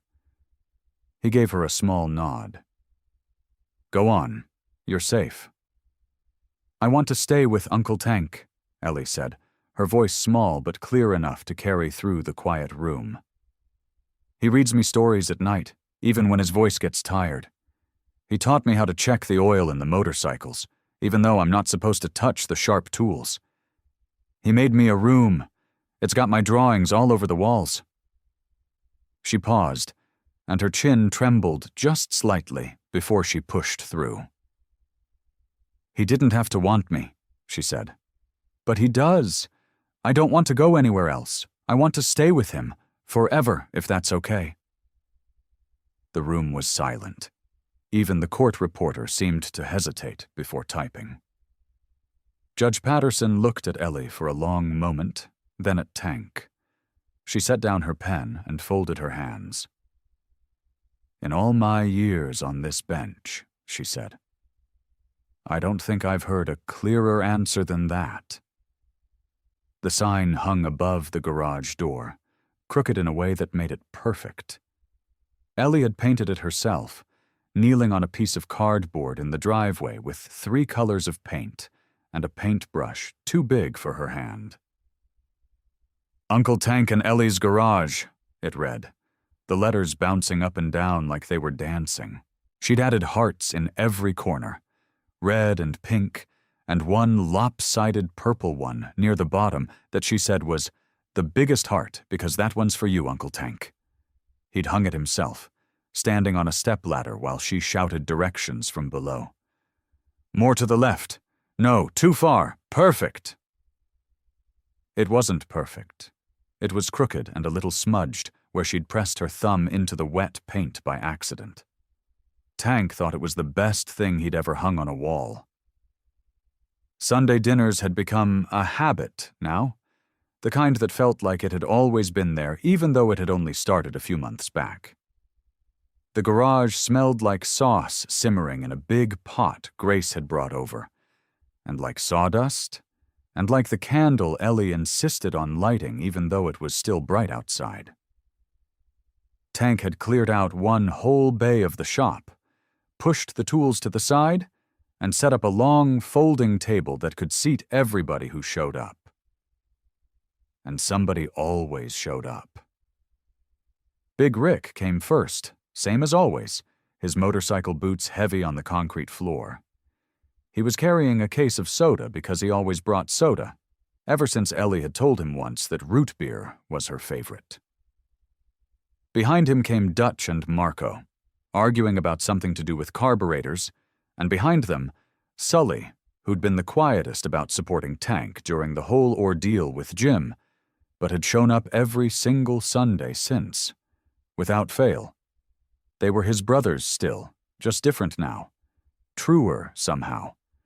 The ones who mattered had stayed. The ones who didn't matter anymore.